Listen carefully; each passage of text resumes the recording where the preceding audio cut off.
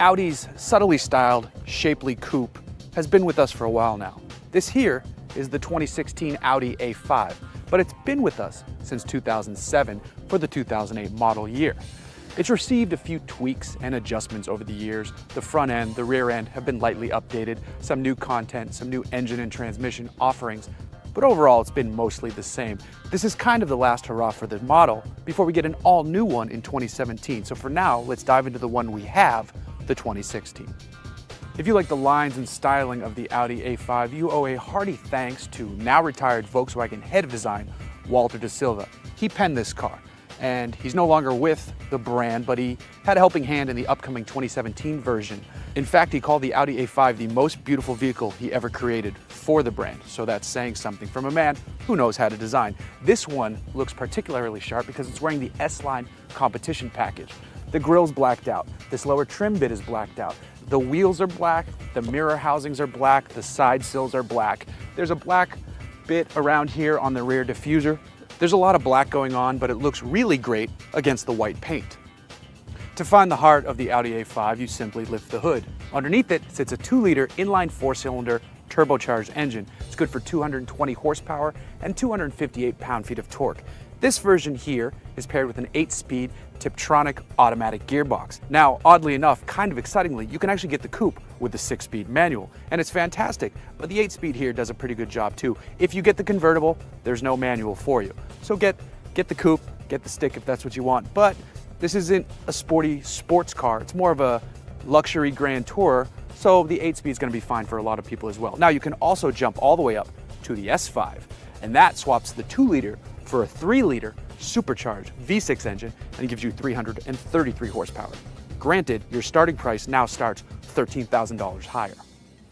When you step inside the A5, this is where you start to see how this is an Audi product in need of an update. That's because we've sampled cars like the new A4, the new Q7, the new TT, where they have the virtual cockpit display, which is excellent. This doesn't have that. This has old school Audi analog gauges, which are fine, but when you know what else is out there, then you start to have a little bit of brand envy within your own brand. However, Audi did do a wonderful job for the last hurrah for this generation A5. These seats are pretty awesome. They're very close to what you'd find in the S5, if not the same thing.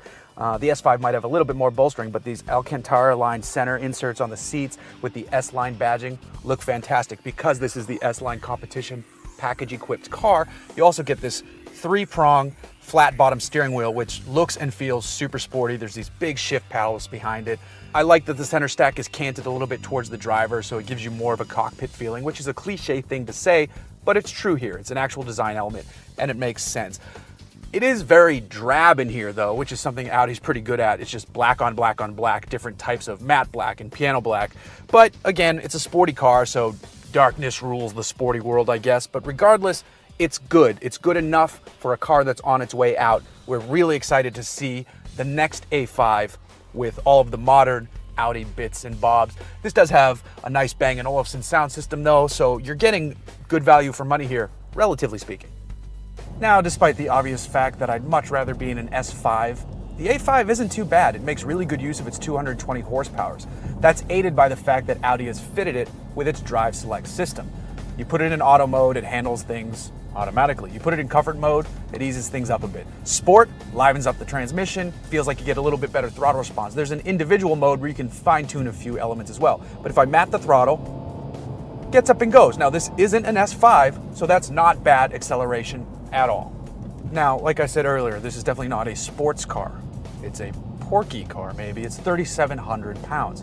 But it's making decent use of that 220 horsepower. The 8-speed automatic gearbox is up to the task. It's really nice and comfortable cruising around, but if I grab one of these paddles here, drop it down, it makes decent noise. I'm not expecting great noise. This isn't, again, an S car or an RS5, which made surprisingly good noise in the Audi lineup. That RS5, by the way, is discontinued for the 2016 model year. So if you didn't get one of this generation, you're kind of out of luck. Better go to CarMax and then get the warranty.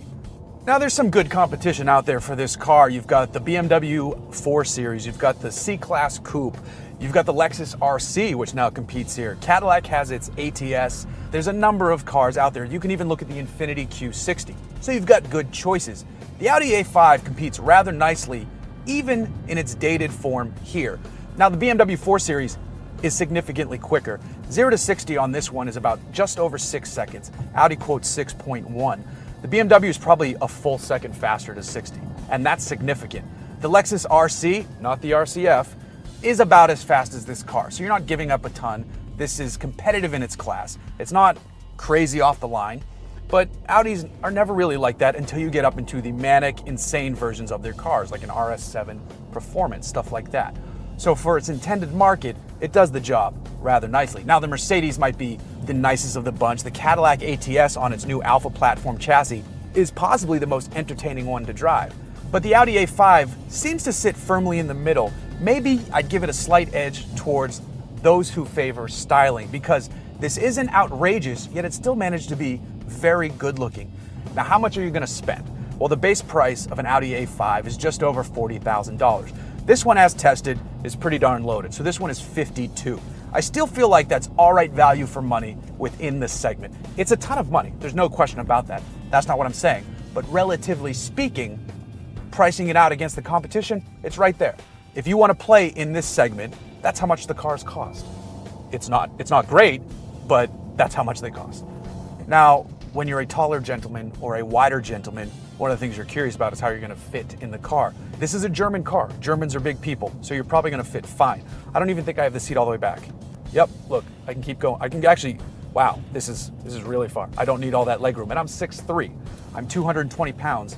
I can go actually further up. That was too far. This has a sunroof, so you're sacrificing some headroom, but I still got a few inches. If this was the coupe, I'd probably have even more room up there.